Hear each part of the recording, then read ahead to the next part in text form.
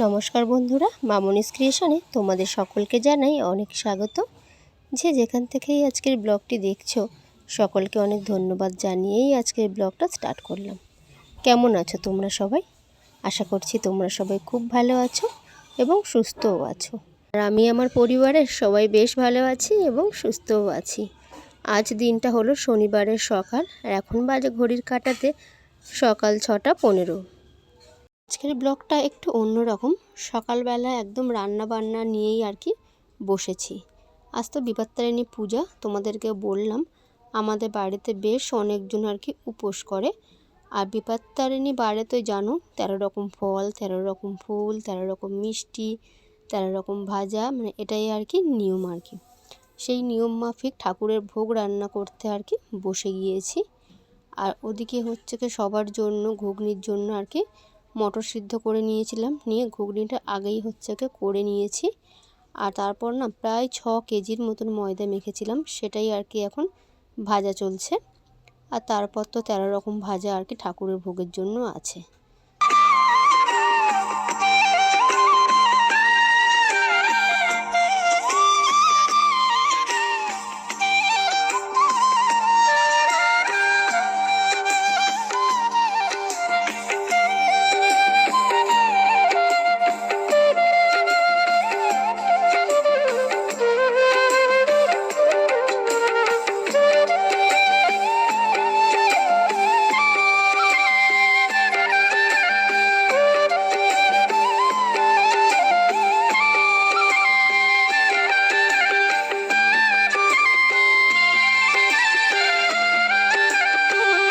তারপর দেখো যারা যারা উপোস করেছিল আর কি, বৌদি, বোন, দিদি, যে যেমন সম্পর্কে হয় সবাই এসেছিলো। তা সবাইকে বললাম যে তোমরাও একটু হাতে হাতে কাজ করো, আমার একার পক্ষে তো এতগুলো কাজ করা সম্ভব নয়। আর যদি বা সম্ভব ছিল, কিন্তু সময়টাতে হাতে খুবই কম ছিল। 10:30টার সময় ঠাকুরমশাই আসবে বলেছিল, তার মধ্যে আমি এত কাজ কি করে উঠবো বলো। তাই সবাই মিলে মিশে হাত লাগিয়েই আর কি কাজগুলো আর কি করছিলাম। বৌদি সবজি কেটে দিচ্ছিল, ডোর বেঁধে দিচ্ছিল, এটা আমার কাকিমা, ইনি ফলগুলো সমস্ত ফল কেটে দিচ্ছিল। প্রচুর অনেকজন মানুষ তো অনেকটাই প্রসাদ হয়েছে। আর এটা হচ্ছে কি আমার একটা ভাইয়ের বউ, সেই হচ্ছে কি আর কি ভাজাভুজি করছিল। আমি লুচিগুলো ভাজছিলাম, ও এসে বলল দিদি তুমি হচ্ছে কি অন্য কাজগুলো করো, আর আমি আর কি লুচি কটা সবজিগুলো আর কি ভেজে ভুজে দিই, সেটাই আর কি। চলো তোমরা কিন্তু পুরো ব্লগটি দেখতে থাকো, আশা করছি ভালো লাগবে।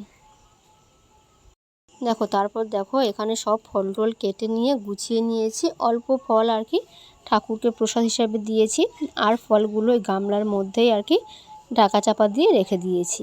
লুচিও তাই অল্প করেই ঠাকুরের প্রসাদে দিয়েছি, আর বেশিরভাগটা আর কি ঠাকুর ঘর বাইরে আর কি রেখে দিয়েছি। দেখো ঠাকুরমশাই এসছে, এখানে পুজো চলছে, সবার ডোর বেঁধে দিচ্ছে আর কি। আমার তো প্রথমেই ডোর বেঁধে সিঁদুরের টিপ আর চন্দনের টিপ দিয়ে দিয়েছে। আমি চলে এসে একটু ভিডিও করছিলাম তোমাদের জন্য।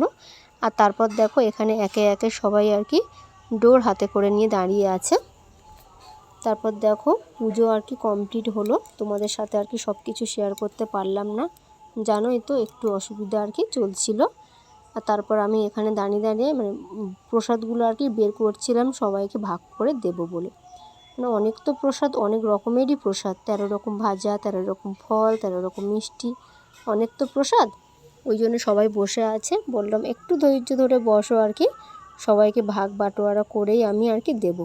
আর জায়গাটা তো ছোট, আর আমার বারান্দা ঘরও বন্ধ, ওই জন্য সব এরকমভাবেই দাঁড়িয়ে আছে, বসে আছে, এইভাবেই আর কি চলছে।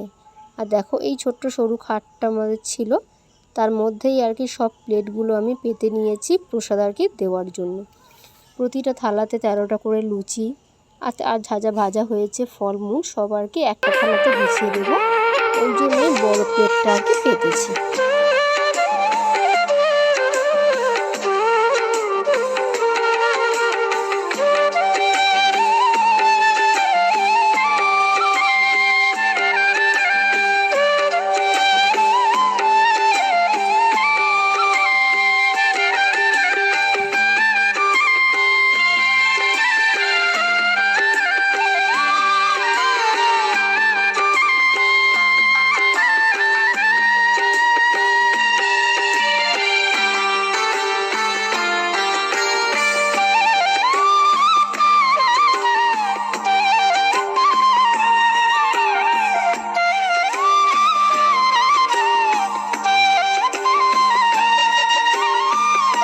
পুজোর সময় তাড়াতাড়ি হুড়োহুড়িতে তোমাদের তো দেখাতে পারিনি। দেখো আমার কোলের মধ্যেই দেখো আর কি 13 রকম ভাজার যে ডালাটা সেটা নিয়েই আমি বসেছি। ওখান থেকেই সবার আর কি মানে সব রকম দিয়ে দিয়ে প্রসাদ দিচ্ছিলাম। সবাই চলে গিয়েছে, আমি সবাইকে প্রসাদ দিয়ে দিয়েছি। আর এখন বাজে প্রায় 3টে বাজে, এখনও নিজে জল পর্যন্ত খাইনি। চলো এবার যাই, গিয়ে একটু জল একটু প্রসাদ আমিও খাই, প্রচুর খিদে পেয়েছে। আর যেহেতু পুজো হয়ে গিয়েছে ওই জন্য মনে হচ্ছে না খিদেটা একটু বেশিই পেয়েছে। আর দেখো মাথার চুল টুল কী অবস্থা, প্রচুর গরমও পড়েছে। চলো রান্নাঘরে যাই, গিয়ে আমি একটু প্রসাদ নিয়ে আর কি বসি। দেখো এখানে দেখো 13 রকম ভাজা, 13 রকম ফল আর লুচি নিয়ে বসেছি আমি 4টে। আজকে কিন্তু 13টা লুচি খেতে হয়, আমাদের ভাত মুড়ি কি অন্য কোনো কিছু আর খেতে নেই। এই শুধু লুচিটাই 13টা লুচিই খেতে হয়, 13টার বেশি লুচিও খেতে নেই। চলো তাহলে। দেখো বন্ধুরা, এখন বাজে বিকাল 5:30। একটু রেডি হয়েছে, একটু বেরাবো। কোথায় যাব বলো তো? চলো বলছি তোমাদেরকে কোথায় কোথায় যাব। আজকের কী কী কাজ হলো সেটাই একটু তোমাদেরকে আর কি দেখাই। অনেক দিন যাবৎ ঘরের কাজ তোমাদের আর কি দেখানো হয়নি, একটু ব্যস্ত ছিলাম, সময় পেয়ে উঠিনি, সেই জন্য আর কি দেখানো হয়নি। আজকে দেখো এই বাথরুমের সামনে একটা ঢালাই পড়েছে, বারান্দাটাও ঢালাই পড়েছে, আগের দিন দেখালাম। আর ওই দিকে দেখো ওই একটু প্লাস্টার বাকি আছে, মানে ওই দেয়ালের মানে ওই কলম দুটো বাকি আছে, আর ওই দেয়ালের ওই দুটো বাকি আছে, আর সিঁড়ির পাশেরটা আর কি বাকি আছে।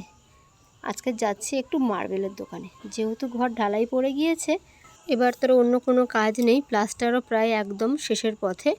ওই জন্য ভাবলাম যে মার্বেলটা তুলে নিয়ে আসি, আর 2 দিন পর থেকে হয়তো মিস্ত্রি হবে। তাহলে যাই হোক, চলো তাহলে আজকের ব্লগটা এখানেই শেষ করছি। সবাই সুস্থ থাকবে, ভালো থাকবে আর সাবধানে থাকবে।